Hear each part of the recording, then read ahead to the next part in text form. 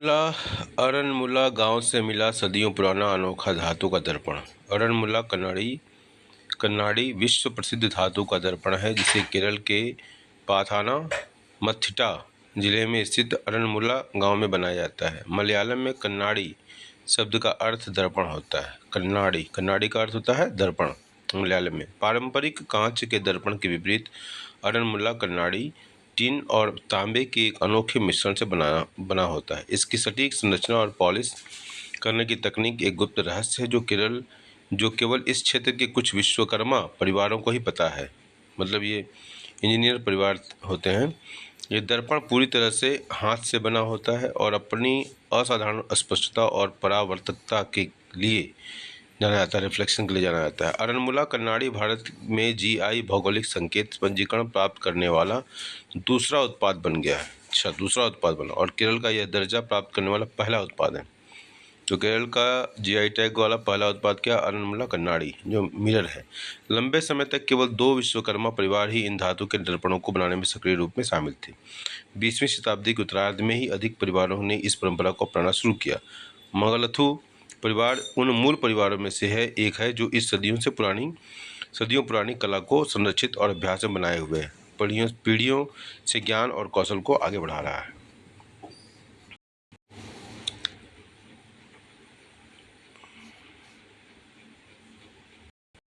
Master शिल्पकार स्वर्गीय MS Janardan आचार्य, उन्होंने दुनिया का पहला सबसे बड़ा अरनमुला कन्नाडी बनाया। अरनमुला कन्नाडी के निर्माण का जटिल और कठिन रहस्य सुब्रमण्यम आचार्य से उनके पुत्र MS जनार्दनन आचार्य को विरासत में मिला। उन्होंने कम उम्र में ही पारंपरिक परंपरा को आगे बढ़ाया और इस कला में निपुणता प्राप्त की।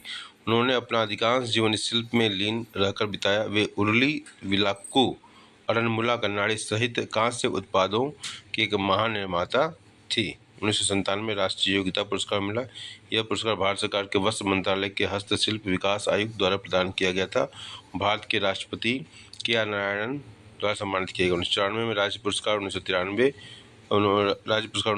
में उन्होंने 1994 में केरल हस्तशिल्प विकास निगम HDCK से छात्रवृत्ति प्राप्त की और उन्हें राज्यपाल V रचैया द्वारा सम्मानित किया गया। 1993 रजत जयंती समारोह सम्मानित केरल हस्तशिल्प विकास निगम द्वारा 1993 में। तो ये है हमारा अरनमुला कन्नाडी। ये देखिए मिरर। उन्होंने पहला और सबसे बड़ा पूर्णतः हस्तनिर्मित अरनमुला कन्नाडी बनाया, जिसकी ऊंचाई 27.7 इंच और 18 इंच का धातु का दर्पण है। यह दीवार पर टांगने वाला मॉडल है। दर्पण उन्होंने अपने साथ काम करने वाले 3 अन्य कारीगरों के साथ मिलकर बनाया था, जो हमारे रिश्तेदार भी थे। इसका निर्माण 1990 के दशक के आरंभ होकर 1996 से पहले हमारे घर के बगल में स्थित हमारी कार्यशाला में किया गया था। अरनमुला धातु के बड़े दर्पण बनाना चुनौतीपूर्ण है। उन्होंने लगभग 20 बड़े दर्पण बनाने का प्रयास किया, लेकिन उनमें से केवल 2 ही सफलतापूर्वक बन पाए। इनमें से एक, जो इससे थोड़ा छोटा था, बिक गया, और जबकि दूसरा परिवार के पास ही है। धातु के दर्पण बनाने की पूरी प्रक्रिया पारंपरिक तरीके से बनी, बिना किसी मशीनरी के पूरी तरह से हाथ से की गई। तो अपने आप में बहुत बड़ा काम है। उन्होंने राष्ट्रीय और अंतर्राष्ट्रीय स्तर पर आयोजित सरकारी प्रदर्शनियों में भाग लिया, जैसे कि नई दिल्ली पर्यटन द्वारा आयोजित दिल्ली हाट, हरियाणा पर्यटन द्वारा आयोजित सूरजकुंड अंतर्राष्ट्रीय मेला, ग्रामीण विकास मंत्रालय द्वारा आयोजित सरस मेले और केंद्र सरकार और शिल्प संग्रहालय द्वारा आयोजित अन्य प्रदर्शनियों। इन प्रदर्शनियों ने अरनमुला धातु निर्माण के कलात्मक मूल्य को प्रचारित करने में महत्वपूर्ण योगदान दिया, जिससे विश्व भर में उसकी प्रशंसा होने लगी। उनकी पत्नी पोन्नम्मल KG ने शादी के बाद अरनमुला कन्नाडी बनाने में उनकी मदद करना शुरू किया। वह आज भी इस परंपरा को आगे बढ़ा रही हैं और अपनी बेटी सुधम्मल और पोते निरंजन और गोवर्धन के साथ काम कर रही हैं।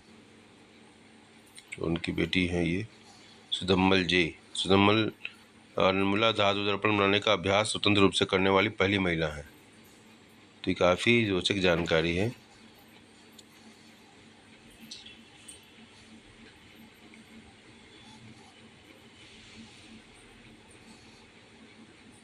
धातु के दर्पणों का उपयोग हजारों वर्षों से होता आ रहा है, जैसा कि भारत और दुनिया के अन्य हिस्सों में पाई गई प्राचीन मूर्तियों और कलाकृतियों में देखा जा सकता है। अरनमुला कन्नाडी की उत्पत्ति कई शताब्दियों पहले मानी जाती है। हालांकि लिखित अभिलेखों के अभाव में इसकी सटीक शुरुआत का निर्धारण करना कठिन है। पीढ़ियों से चली आ रही यह अनूठी कला भारत और दुनिया भर में पहचान और प्रशंसा प्राप्त करती जा रही है। तो भारत की जो परंपरा है, भारत में जो मेटलर्जी का जो इतिहास रहा है और भारत के ऋषि मुनियों ने जो बहुत सारे क्षेत्रों में उन्होंने जो प्रयोग किए थे, उसी का एक नमूना है। हालांकि इसका इतिहास बहुत कुछ नहीं मिल रहा है, जैसा कि जो हमने पढ़ा उससे ज्ञात होता है।